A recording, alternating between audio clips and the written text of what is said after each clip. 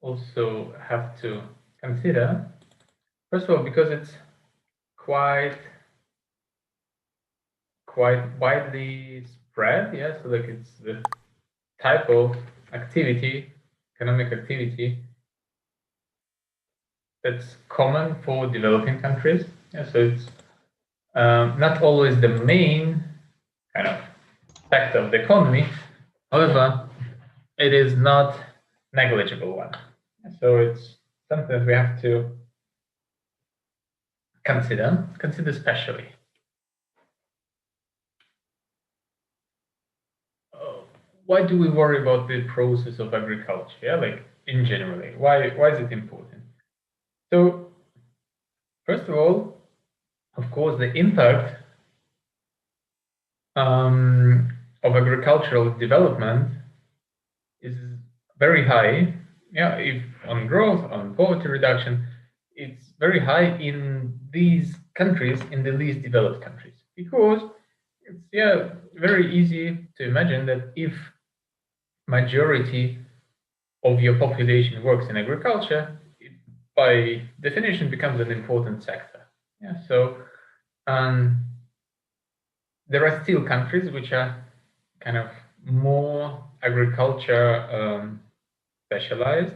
It's not probably the best way to develop. However, this is the fact, and we just have to accept it. Um, Another thing that we need to kind of, the question we have to think of or think about are the constraints. So what are the basically reasons for this limited agricultural development? Yeah, if we think about, for example, climate, yeah, maybe we would say like, all right, like it's strange that the agriculture is so not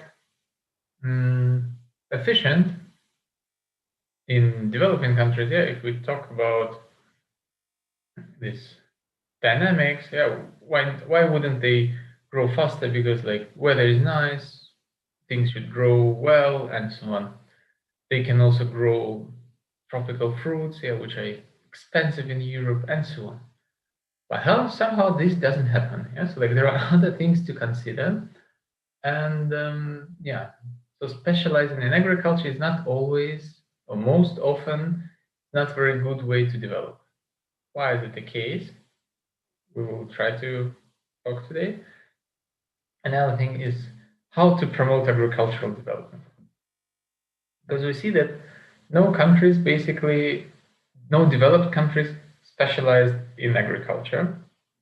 Does it mean that all countries that want to develop should switch to other activities, or there is a way to become developed in agricultural domain? Yeah, this is something what kind of bothers us in this section. So, agriculture is an economic activity. What's specific about it? Um, it can be source of growth for the national economy. This is possible. Um, this is possible. However, the the scope of this growth, so like the potential for this growth, is kind of limited. How do we know that it can be a source of growth of national economy? It's basically our human history, yeah, because the main driver of our uh, prosperity as the of humanity, yeah, like, has been agriculture. So agriculture was there for many years, and only recently, in the last kind of somewhere 200 years, we saw other sectors developing. However, before we had like a lot of growth in agriculture. Throughout our history, most of the growth was happening in agriculture, especially in sectors which were, um, so no, in aspects that allowed us to survive. Yeah, so we just survived, and this was already kind of a huge economic impact. Yeah, like it was a very nice that everybody didn't starve and could eat properly. Now, in 2020, it sounds like something like very, very low in terms of development. Yeah. However, this was necessary, and this has already happened. But even now, in 2020, there is still some scope for development in agriculture, because it can provide very simple and very kind of easy investment opportunities for private sector. So if you have not so much money, agriculture, especially in developing countries, can be the way to kind of to start some business. Yeah, like maybe not the most sophisticated and not the most profitable one, but still it's one way to go. Another thing is agriculture is not only associated with like like digging holes in the ground and watering plants.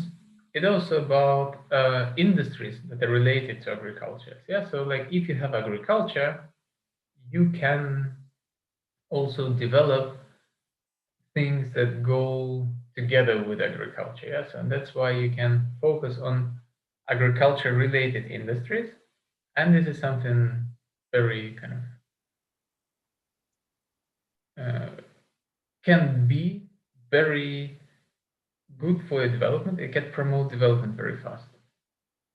Yeah, and the same thing is that it drives non-farm economy, especially in rural areas, where besides farmers, you need like blacksmiths, you need people like like the vets, who take care of your animals, and so on and so on. So, and then like if your agriculture is successful, it can give jobs to many other people, like to people who are not directly involved in agriculture, but they of course support it and somehow serve the agricultural purposes. So agriculture is actually not something we should neglect. We know that 2/3 of the world's agricultural value is created in developing countries. So it means that like the agricultural GDP is 2/3 developing countries. All right, this is something already we have to consider. Yeah, so it's when we talk about developing countries, we have to, or more, if we talk about agriculture, we primarily talk about developing countries. Another thing is that countries were specialized in agriculture, on average, have 30% or like 29% of GDP generated in agriculture, yeah, in the field of agriculture. Moreover, it employs 65% of the labor force. And here we could already see where, besides the importance of this thing, we can also see where the problem is. If we compare the percentage of population and percentage of GDP created, we'll see that basically,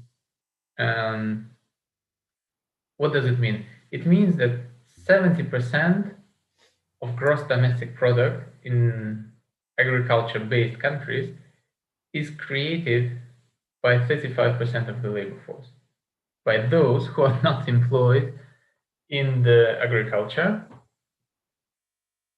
Out of those people are at least like on average 2 times more productive than people in agriculture. So this is the sector that is not very productive nowadays. And we know that industries or services that are kind of connected to agriculture in the value chains account for more than 30% of GDP in transforming and urbanized countries. And this is already kind of different. So like people don't work in agriculture directly, but agriculture provides jobs and enough jobs to pay salaries to 30% of GDP in these transforming and urbanized countries.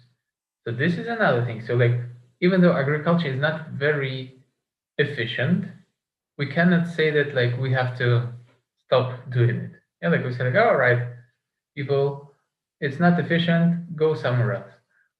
It doesn't work like this, because if people stop doing agriculture, the GDP will be reduced by 30%. So basically 30% of GDP in transforming countries is food procession. Yeah, like one thing is to grow it, another thing is to process it. Yeah, so like you can, you have to like store it, sell it, cook it somehow.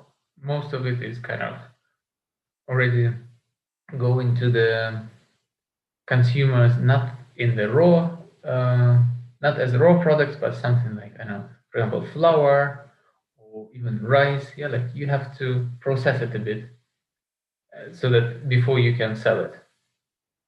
And this little processing is actually a big, big industry, about 30% of GDP. And another thing that we know is that agricultural production is very important for food security.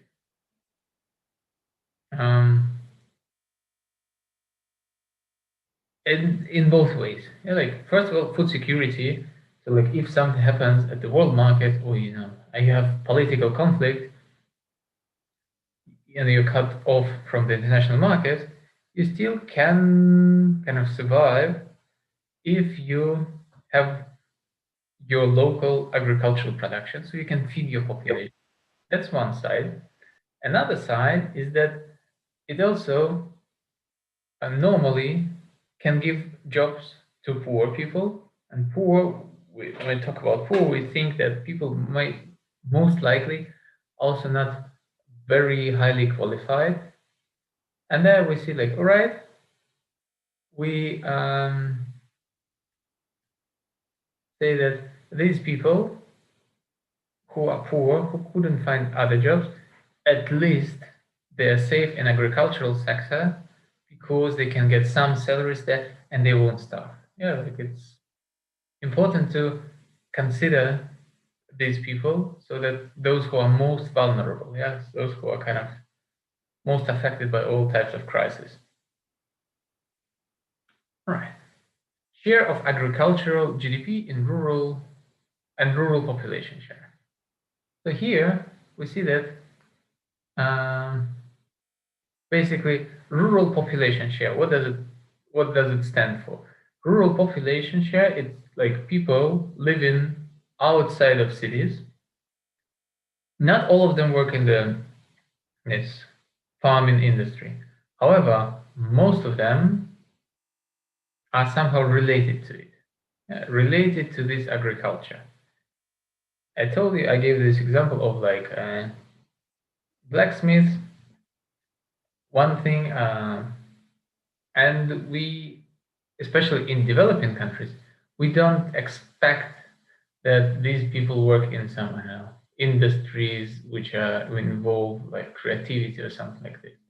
Yeah, in developed countries, you can imagine the person lives in the village, not because he works on the farm, but because he likes it and he can do Bitcoin trading online and just doesn't like people. That's why the person lives in the village. In developing countries, infrastructure is not well developed, so people normally who do things outside agriculture have to move to cities. And here we see that we have a high population share in sub-Saharan Africa, South Asia, like in developing countries. It's decreasing over time. Yes, like over time, it's been smaller and smaller all over the world. Even in high-income countries. However, we see that the share of agriculture in GDP has also been kind of decreasing, and it's been disproportionately small compared to the number of people living in the rural areas. So basically, we have a lot of people living in rural areas, and they don't really give you much value. So like, it's not very efficient in terms of pure kind of economic sense. There are reasons for that. It's not only because like it's selection of kind of not smart people. No, there are also like some specifics about this sector. First of all is seasonality. And so like seasonality implies that you have to do particular actions in a specific time. Yeah, so like it's time to, for example, seed, and that's what you do. Then it's time to harvest. You cannot do this whenever you want. You have to do this in a particular time. Another thing is geographic dispersion. Yeah, so you cannot grow oranges everywhere. Yeah, like it has to be done in particular cases. At the same time, rye, for example, also doesn't grow everywhere. You need to do this in particular areas. And the last thing is that you need to market both inputs and outputs. Yeah. So what does it mean? It means that it's it's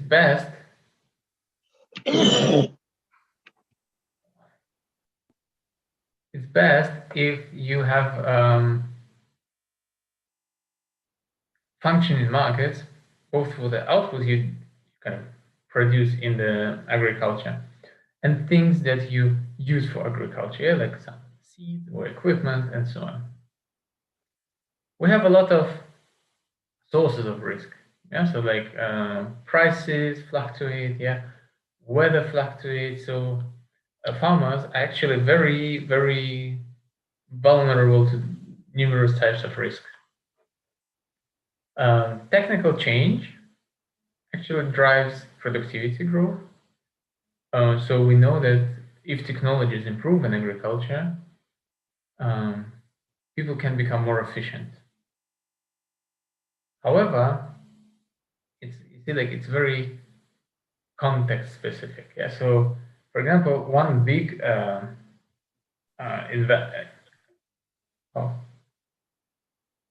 invention. One big invention was the plow. Yeah, it was invented like a couple of thousands years ago, and even more than a couple. Yeah, thousands of years ago. So a plow, yeah, like this big heavy thing to kind of dig soil. This was invented a long, long time ago, and still until 2020, nothing more advanced was, nothing significantly different was invented. Yeah, so like we could power them with like, now we have like engines powering these plows instead of cows in the past, but still it's still the same principle. This is the kind of a universal thing. However, other technologies are more content specific because, for example, you can now modify some seeds, yeah, like genetically modify them so that they become more resistant and so on. But this doesn't happen universally. Yeah, so like you have to genetically modify every type of crops you have to, if you want to do so. And so it's not kind of a universal investment in invention. Another thing is that producers, quite often, especially in developing countries, produce a large share of their own output. So basically, they grow crops, and part of this they use to eat. And that's why sometimes it's harder for you to switch from these crops that you eat to something what is called cash crops. So something that you can sell more expensively, because it is also possible that you'll have nothing to eat in the end. Yeah, so you have to be very, very good at planning. And of course, there is also a degree of risk there. And for example, if you're a farmer in Germany, you don't really have much of a risk to starve. Yeah, like you know that if something goes badly, you have, for example, insurance, and insurance covers your losses to the extent that you can eat something during the year. However, if you're a farmer in sub-Saharan Africa, it doesn't normally mean that some like shock to agriculture will be unnoticed. Yeah, like, and if you grow something like some cash crop, it's quite likely that your harvest will be not enough to finance food enough to kind of survive the rest of the year. Yeah, well, if you do like these food crops that you can eat yourself, you kind of believe, at least you believe, that you have more control over this situation. So there are many, many types of risks here. And of course, agriculture, like it's the reservoir of inexpensive resources. So what does it mean? It means that in agriculture, you have a lot of, first of all, like you produce a lot of goods that can be, that could be processed afterwards. Yeah, for example, you grow sugar cane, and then industry can buy it cheaply and produce sugar out of it. Or another thing is that your agricultural households are actually full of workers, and if they see a better salary and working conditions somewhere, they're quite normally ready to go. Yeah, like if they're given good opportunities to work, then many people would like to leave agriculture, yeah, because it's very risky, very time and energy intensive type of work. However, we know how well agriculture has been evolving over time. There was some systematic changes as basically economies were developing. So like this is what happened more or less in all societies. What should happen in all societies? Maybe somewhere they haven't reached it yet. So we know that the share of agriculture is kind of decreasing. Remember Engel's law, like the richer you become, the smaller share of your income you spend on food. And so for the whole economy, it also works. So like now, remember here, we see that in high income have now like 2% of GDP produced in agriculture. Does it mean that like agriculture is very inefficient? No, it means that agriculture is actually quite efficient, but on average, people spend not as much money on food. They spend more on like, I don't know, on other spheres of life besides food, so on other types of consumption. And migration.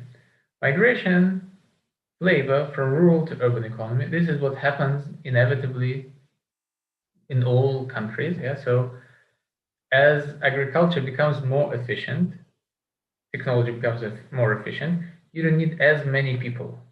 You don't need as many people. That's why people start living for cities where they can find better paid jobs. At the same time, agriculture being more efficient means that you can feed more people outside agriculture. Yeah, so like basically now one farmer can grow enough food that will be enough to support many people living in the city. Yeah, so these people can focus on something else than growing food. Another thing is this declining but still persistent gap between rural population share and the share of agriculture in GDP.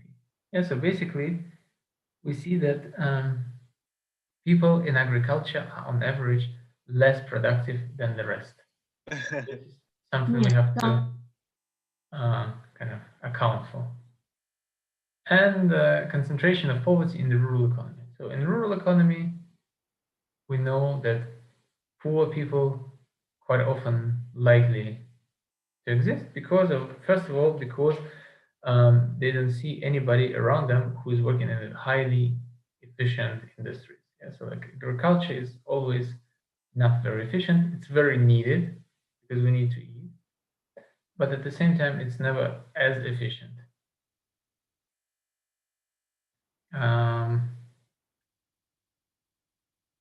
Yes, and of course, labor productivity and wages tend to converge at some point. This gap kind of narrows.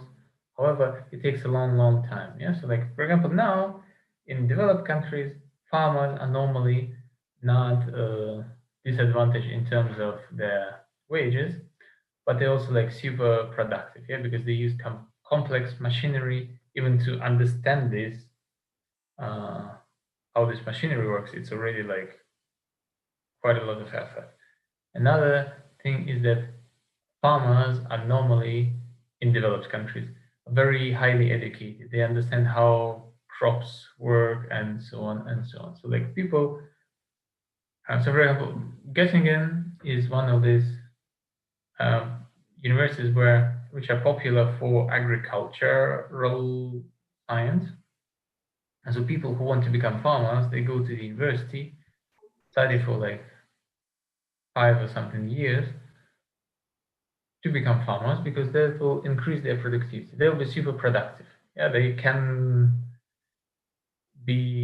know how to minimize weather shocks, they know how to use these machines, and so on.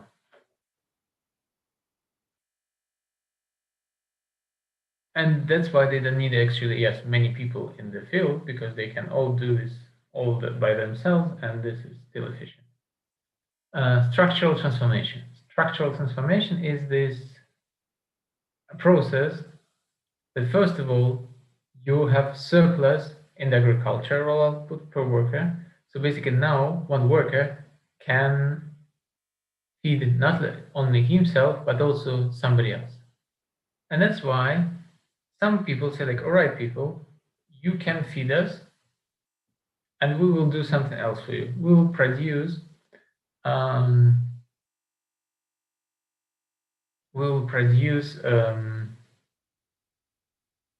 some services or goods that you might use. In the beginning, it happened through taxation or other forms of government intervention. So like when basically in the very old days, yeah, like some people said like, all right, you need protection, we'll offer you protection, that's why you pay us with food. Then at some point, besides protection, it was enough surplus to do some manufactured goods and so on and so on. So more and more people could avoid working in agriculture and do specialize in more productive industry. However, somebody has to stay in agriculture and will always have to stay in agriculture forever because it's the only source of food for us.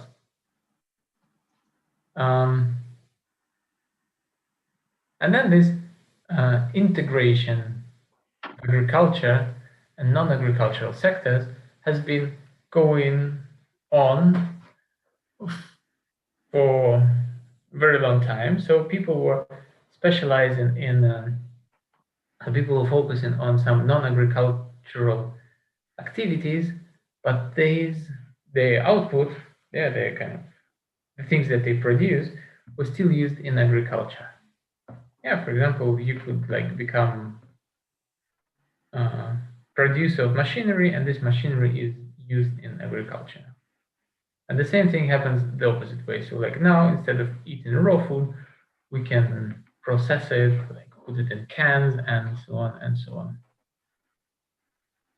And then we see like this economic distinctiveness of the agricultural sector actually starts fading. Yeah? So like before it was like some special, it was very important. That's why even low productivity could be tolerated. Now it actually becomes less and less specific to the rest of the economy. And now in the modern world, in developed countries, agriculture is the normal sector where people earn the same amount of money as in other sectors. And I have this neoclassical model of two sectors by Jorgensen, which assumes that wages are your marginal productivity of labor, like standard thing.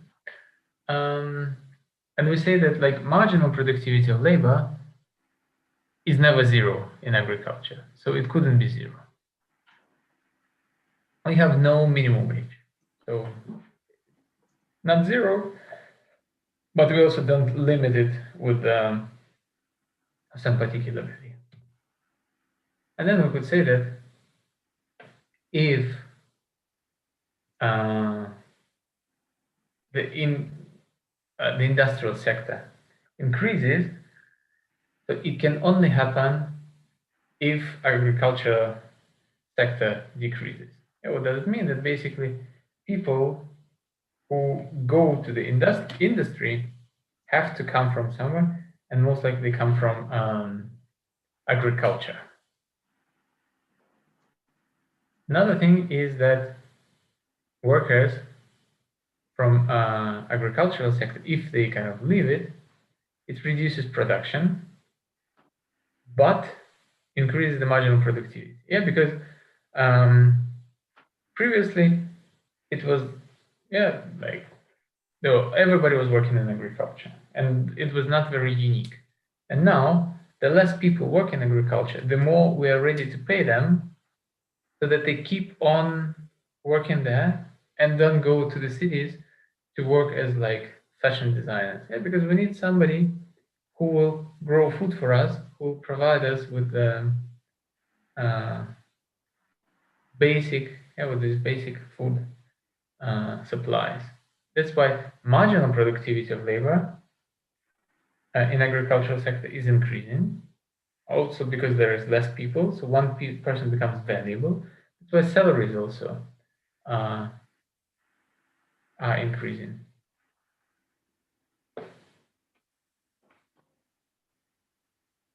And then now we know that growth is good. Yeah, economic growth is good. It reduces poverty. However, we don't know about effectiveness of this process. So like basically, of course, growth is good for everyone, but like some types of growth are better than others. Yeah, so like in some sectors, growth is more beneficial than in others. And we know that like if poverty is concentrated in rural areas, then it's obvious that pro-poor growth, so like growth that first includes poor people and not rich ones, then this growth has to originate in agriculture. Yeah, so like basically, if you increase into this efficiency of agriculture, first of all, poor people benefit, and not the rich ones that benefit more from capital and so on. Yes, net consumers versus net producers is another story that we know that we can, from consumer side, if we reduce the food prices, poverty goes down because people can afford more food, or they can spend less money on food and have more money on something else, on other types of goods. Yeah, that's one argument. And that's why if you decrease food prices, those who benefit the most will be rural poor people, and also urban poor consumers, because they have no land, they have they don't get any benefit from high prices, so of course they benefit. However, we don't know if consumers are producers or not, because normally farmers, for example, these little small farmers are also consumers. So like they consume more food than they produce, and they also are poor. Like they're not always rich. If you're talking about small farmers in developing countries, and if they benefit from higher prices or not, depends on the kind of this net gain in consumption utility. So there are two factors kind of contemplating each other.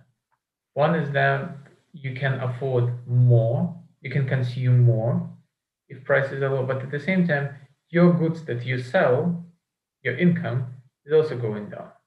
And then it depends, like what prices decrease, what types of goods you produce, and so on. So it's kind of not always clear.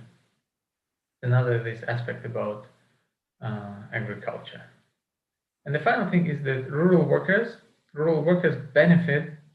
normally benefit if productivity growth comes with increased employment opportunity. What does it mean? It means that normally it's not only about prices, but about like new types of activities. It's like if you have new, more complex activities available in the rural sector, then maybe workers will benefit from this more compared to this just single change in prices.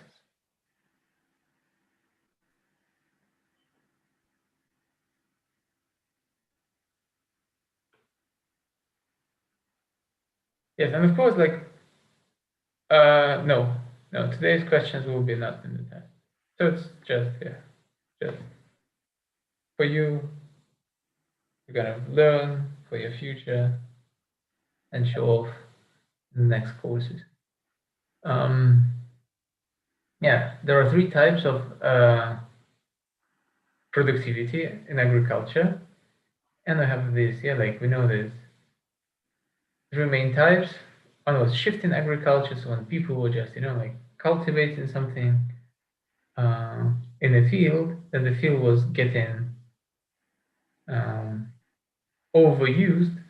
The soil was not very fertile anymore, and people were moving further. This is, of course, not a very efficient type of agriculture, because it also doesn't form like proper institutions. So it's basically say like, all right, I have a lot of nature around me, I can use it all and don't think about conservation. Just environment is not my concern. Pastoral nomadism, another kind of similar type. Like you don't grow crops, but you have like a cattle, but again, you move from place to place and you don't settle down. And only this settled agriculture could be the source of productivity growth, because in this, when you settle down, you really have to learn how to use your resources more efficiently, how to do this in kind of more efficient way. And this is like the only type of agriculture that can be kind of growth promoting. All right. It's about this set of slides. And the last thing I wanted to show you, I don't know if we do this completely or not, but yes, institutions and development. So we have talked about things like the current state of things in development. This is unfortunately a very small course, so we had to. It was basically a very brief introduction into development, and we talked how to measure it. What actually happens? We said like, all right, we can measure it. We have poverty, what it is. how can we analyze it? How can we, what consequences does it have? What consequences it does have for health? How does health affect poverty, fertility, and so on? However, we didn't actually talk about why this actually happened. Why do we have developed countries in Europe and developing countries in sub-Saharan Africa? Why was it the case? And this way, we can conclude our course with like a very brief introduction into this institutional literature, which tries to explain why some countries are poor, some countries are rich. And this is a huge, huge field which is still developing, and there is no single answer. But there are different kind of suggestions about it. Does development go as we predict, as we would normally expect? Because you remember from the Solow model, we expect that countries with low capital grow faster. All right, yeah, so this is something we remember. At the same time, some, like all countries, will have to converge to the steady state at some point. This is what the Solow model tells us. And this is called this convergence story. And of course, the closer to the steady state, the slower the growth. This is another kind of takeaway from the Solow model. However, this doesn't actually happen in the real world. Yeah, like we have evidence that the growth rates are not converging. Doesn't mean that the growth models are incorrect. Like we know that no, it's not that African countries are growing super fast. Unfortunately, no, they don't grow super fast. So they don't converge at least as fast as we would want them to converge. So there may be, besides just poor level of physical capital, there must be some kind of more deeper causes of growth, more fundamental ones. Yeah, so something that, for example, resulted in low levels of physical capital. So maybe this is not a reason, but this is already some result. And what it is could be these institutions. And institutions, at the tutorial, we'll talk also about other aspects, about different reasons why do countries differ in their development levels. This is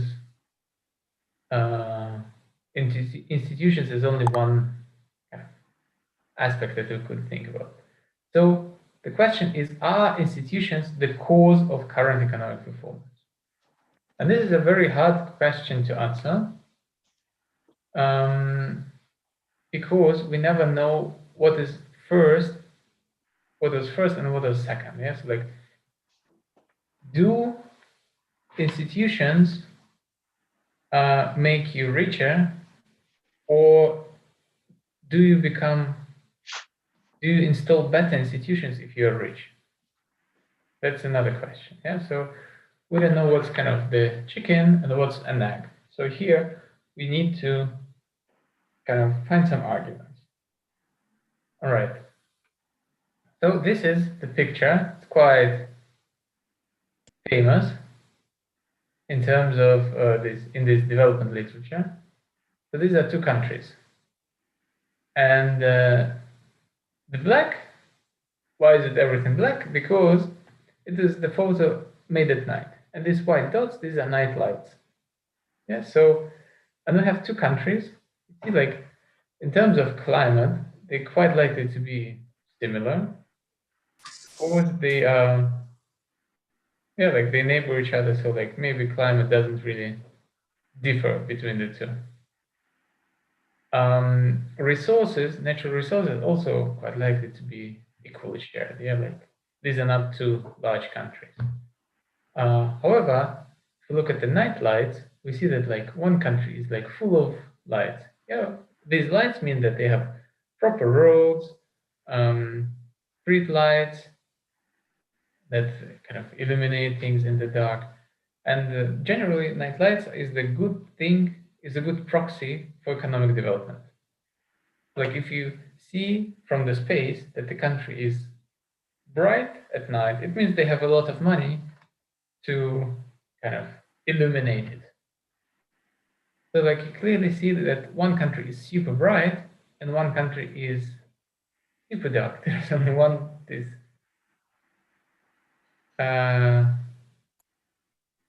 light point. Yeah, you already know what country it is. So these are two Koreas. So this one is obviously the North Korea, and this one is kind of South. And then we can see that basically how institutions can change everything, because this was the same. This was one country already 100 years ago. Yeah, like there's one country with the same quite homogeneous population. Yeah, so like they're all Koreans, and we know that Koreans are very kind of ethnically homogeneous nation. However, one part of them went super developed. They chose institutions that make them grow fast, and as a result, because when the country was split, North was actually the industrially more advanced region, and the South was like more kind of rural thing. But now we see how it evolved after separation, and we see that like South is now super developed, and we know it's one of the like very well developed country, while the North is not very, something kind of stopped. And here it's a very good picture of institutions. So probably institutions do matter, they do play a role. And what institutions actually is. So we said like institutions is a set of rules that we apply during our social interaction. Yeah, so like both formal and informal. So basically tells us what drives us to exchange goods and services. It's like what's our motivation.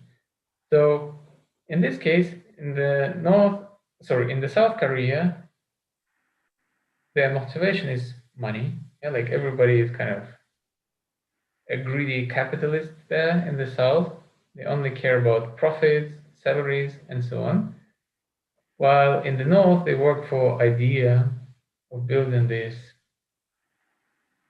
something. Like, and then we see like that probably this type of institutions, when people kind of care about like private good, is more facilitating economic growth than this type of institution. All right.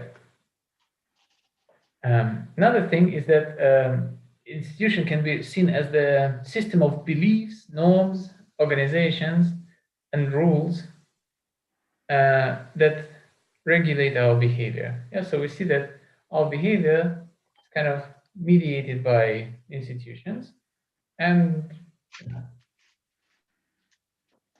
that's what kind of drives this, how we interact with others. And these are man-made. Yes, like we establish our institutions. It's not given to us by. All right, if we believe in this, like in how it was done in Bible, many of our Christian institutions were given to us from above. However, still, I think they were highly processed by people. Yeah, and so these are kind of features in our society. They influence economic outcomes, through behavior. So basically, institutions regulate our behavior in a way that also affects our economic outcomes. So these are kind of institutions in a broad sense. We have different types of institutions. One of them are formal, and formal institutions have to be written somewhere. They have to be written down somewhere as laws. So like, you know that they are very clear and precisely described, for example, in the form of property rights, because we have a law which tells us that we cannot take belongings from other people, of other people. It's forbidden. It's private property. Another thing is legal system. So how basically well these laws are described, yeah, if they constrain people too much, or if they kind of secure people enough, and so on.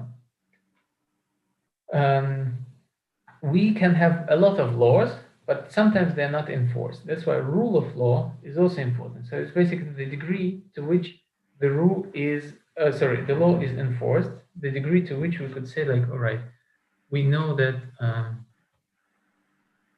people are kind of protected or not protected by this law. So, for example, I don't think there is any country where you could say that like you can kill other people.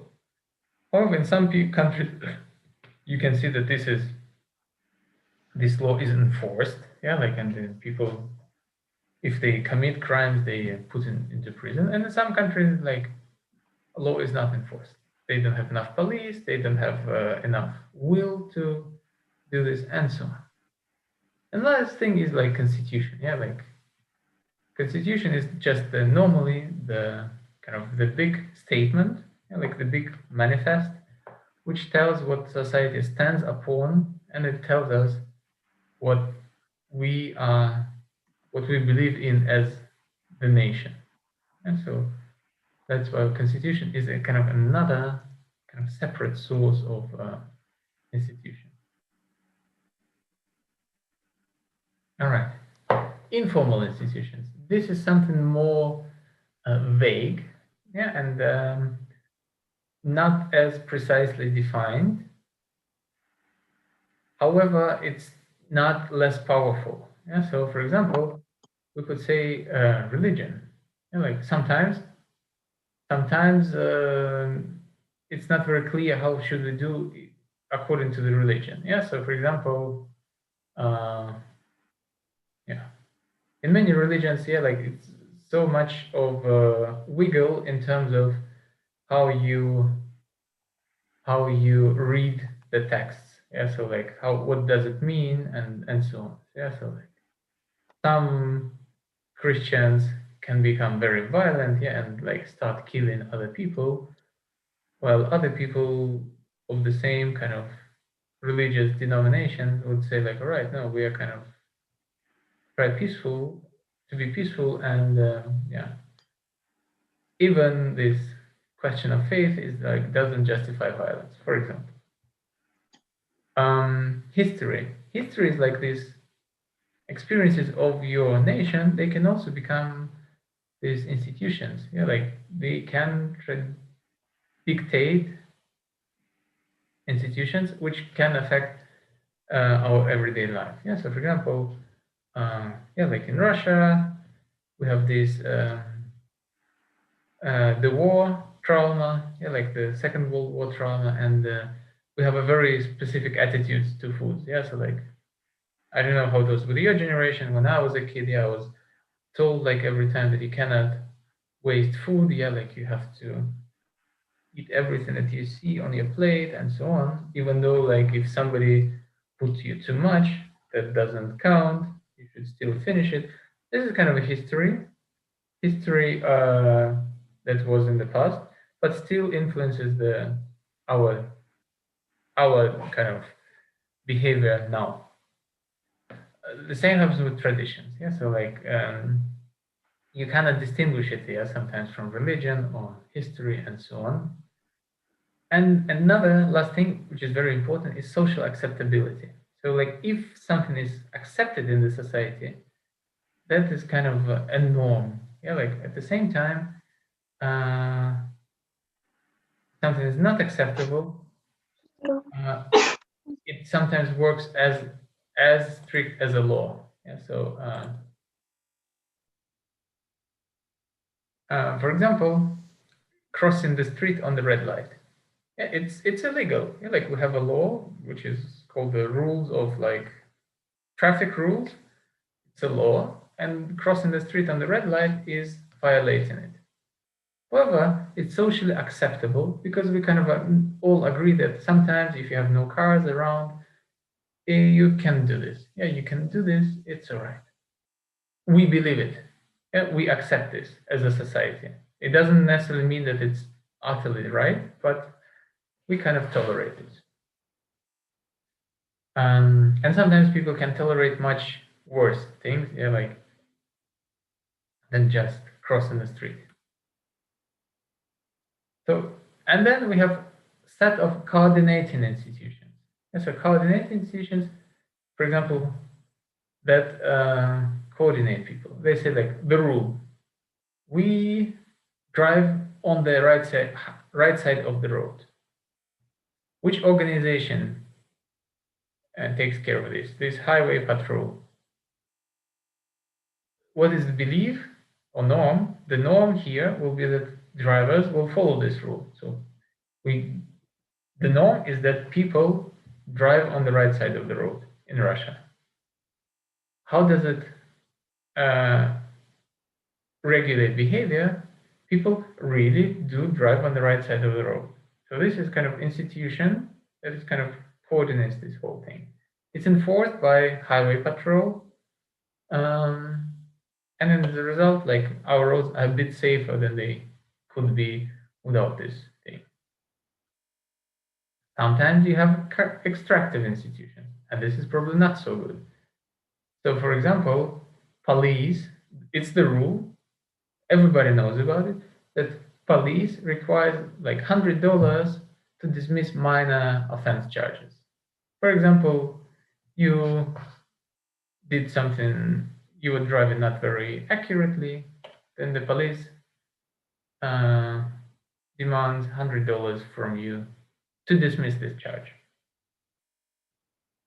It could be socially acceptable, yeah, so like it could be in the society. So which organizations are involved here? Police or courts, which don't work as the law prescribes, and the belief or norm that it forms is that police finds bribes profitable, and bribes are cheaper than the charges, than the charges in the court. All right, so this is the norm, which is formed by these institutions, extractive institutions, and as a result, we have corruption. So, like this is another example of like maybe not so kind of cool institutions. Productive institutions, they can also be facilitating production. We know if we have secure property rights, we know that like if we invest into a company, we will get our investment back because this was the agreement. We know this agreement is secured by the court. Yeah, like if the person who you gave money doesn't return it to you, you go to court. The court will make this contract enforced, and then in the end, you know that you can invest into enterprise easily because you know your money is safe, you know what you are doing, and you kind of this type of institution facilitates production. If you talk about economics here in this sense, institutions can affect efficiency. It can affect productivity by influencing like these aspects. Yes, like so consumption. Yeah, which goods we consume, in what in what amounts do we consume, and so on. Another thing is savings. So like it tells us that we can save, and through particular mechanism. So for example, we can go to the bank, save it there, and the institutions tell us that it is okay to go to the bank, it's safe. In some countries, it tells, no, it's not safe, you shouldn't do this. And then they mediate things like exchange, investment, production, innovation, and many, many other things, actually. So these are like just few examples. And then we need to understand how institutions are formed. And we have two kind of, no, we have this one view is social conflict view. Yeah? So basically, we know that institutions affect economic outcomes, and society will just choose those institutions that maximize social surplus. So that will benefit all of us as the society, as a whole society, most. However, sometimes they are not chosen by the society, but some small groups. Yeah, so like this group decided to have these institutions, everybody suffers from it, and that's why they're not efficient. So Coe's theorem here doesn't apply. So winners don't compensate the losers, because the Coe's theorem would tell us that, like, all right, somebody benefits from these institutions, but they have to give the disadvantaged groups some compensation. Doesn't really happen, or doesn't really happen in the economic sense. For example, yeah, like in the US politics, you can say, like, all right, we put high taxes on poor and low taxes on rich, and this is the program of Republican Party. But at the same time, to get support from poor people, Republican Party gives them something like open gun possession, yeah, like, or they ban migrants from entering the country, and so on. So something not very economically justified, but people kind of like it, and they agree to pay relatively higher taxes for these kind of things. So it's not not only in economic perspective, but also like some other dimensions. And institutions here work as a constraint of the individuals to preserve the welfare of these principles, of these kind of people who impose the institutions. In this case, it would be like the legislators. And of course, we can never understand what was first. What's driving what? Institutions, do they drive trade, income? We don't know. It could be both. And it's most likely it's happening at the same time. Income, trade, and this is like so many things. So like it's so complex, we can never be sure. But with one thing, we can be a bit more confident, which is geography, because geography is something that's given to us externally, yeah, and we cannot really influence it that much, at least like not by much. And yes, here we need to find what's causing what. So like causality. Causality is very important. Do we say that good institutions promote growth, or rich countries can afford good institutions? Which one of those? We don't know, and actually we will never be able to know for sure, but we can only make some arguments about this. And here we see like this is GDP per capita and distance to equator. So basically degrees of parallel. And you see like the further you are from the equator, the richer you become. All right, that's something to kind of consider.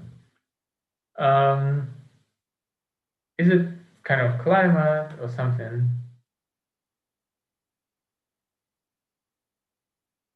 And here we have this question: how can geography affect the growth process? And of course, there are many ways of how it translates. For example, we talked about agriculture. Yeah, like if a risky agriculture, and this is climate thing. Yeah, like you probably don't grow fast because yeah, like everybody starves every second year. However, it can also affect transportation costs or mortality or this like subsistence. Yeah, what we talked about agriculture, agricultural productivity, and so on. There are many, many, many things that can be there. But one of them, like this concern about like when we want to distinguish what was first, what's the cause and what's an effect, it's called endogeneity. So like endogeneity is the biggest problem of all empirical economics. Basically, you need to know, you need to argue that you have one effect, which was the cause, and it wasn't affected reversely by this by the outcome. So, for example, you cannot say convincingly that income drives good institutions or institutions drive income. This is somehow not very. You cannot say this convincingly. You don't know what is first and what's the second. So to solve it a bit, you need to find such a variable or such a factor that you can argue about that it causes institutions but doesn't directly affect economic growth. Yeah, something like this. For example, geography. Yeah, geography, like why should it affect economic growth immediately? We saw this picture with like the degree, like, yes, I'll send this presentation, yeah.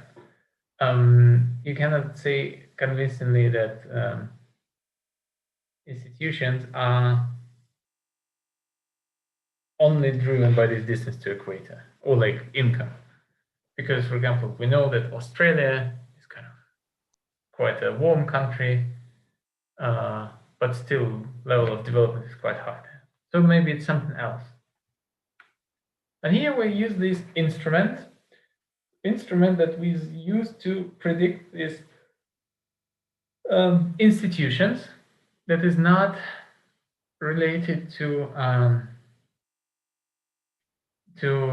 income otherwise through other channels. And here we refer to this paper by Acemoglu, Johnson, and Robinson, another super famous paper that used settler mortality as an instrument to control for endogeneity in the growth model. So basically they said like, all right, when colonies were formed, we have two types of outcomes now. Some colonies, like in Africa, didn't prosper much. Like these colonies, unfortunately, are poor, underdeveloped countries now. And the colonies, their colonial experience has a lot to do with this. Another thing is colonies in the, for example, North America. Yeah, US is a former colony, and for them things went much better. So what's the difference? So it's not only colonial experience, it's something else. And here, what they come up with is that basically when people formed settlements, when they formed like new places where they wanted to live, where they wanted to stay and live, they brought their institutions from their kind of homelands, which were like England, Spain, Netherlands, and so on, these colonial powers. However, in some places where settlements couldn't be formed because people couldn't survive there, only extractive institutions were formed. So like basically in the North America, Europeans could easily survive. The climate was suitable for them, they could live, and everything was nice. However, in sub-Saharan Africa, the climate was very tough for Europeans, and most of the settlers died from diseases. And so basically nobody until the I think mid 20th century, when some drugs were invented, people couldn't live long in Africa. Yeah, it was super tough, and most of them were dying, and that's why people said all right, we understand this, we just avoid living in Africa. We can come there sometimes for a month, get enough slaves, and then leave. And this slavery was already the institution that was imposed and wasn't very productive, as you can imagine. And that's why only these extractive institutions were exported and no kind of property right. Yeah, which kind of property rights you can talk about if you have if you don't value the kind of the personal freedom. And so here we could see that this institutions index, generally, institutions are better in countries with high level of GDP per capita. So for example, Australia, Canada, New Zealand, US, these are former colonies, but with very good institutions now. And somewhere like Rwanda, Nigeria, Burundi, and so on, things were not as well developed. So for example, Brazil is somewhere in the middle. They had slavery there, but also a lot of people came to live there. And that's the story that another thing is this Istil and Levine paper stated if you replace Mexico's institutional index score with the US, you would expect that Mexico would be as developed as the US nowadays. So something probably has to do with this, or which is more striking, so Burundi would be 38 times richer if it had the same institutions like Canada. So if you just if it didn't suffer from this kind of colonial experience and kind of bad colonial experience, Burundi would become much more developed country now. All right, that's it about institutions. It was a bit fast. I had to rush a bit. However, the whole course, our development course, it's kind of it only gives you a very brief idea about this thing, because it's an intro to development, and in reality there are so many more aspects that you can focus on, and it's a big field, and it's very interesting. So I hope you liked it. I hope you kind of found it a bit interesting, a bit entertaining. So yes, this is our last lecture. We will also have tutorials, but again, I'll just show you a bit of my favorite development-related papers. So to show you how interesting the science, this economic science, can be. And yeah, this is more or less it for the course. And yeah, I hope you liked it. I hope you felt entertained. If you have any comments, you can always send me them by email. I appreciate the feedback. Something that was also not nice. All right. Yes, now we have and another thing, if you like it, if you like these development things, I do supervise students for term papers and theses. So if you are motivated, especially to work empirically and have nice ideas, you can always approach me. I can supervise people, especially those who want to work empirically. I don't like theory parts and so on. Right, how much time we will have on the test? Now the practical matters. And now the practical things is, so we have 7 questions. Let's say 7 minutes. So 7 questions, 7 minutes. Oh, come on, why 15 minutes? It's too long. You'll feel bored yourself.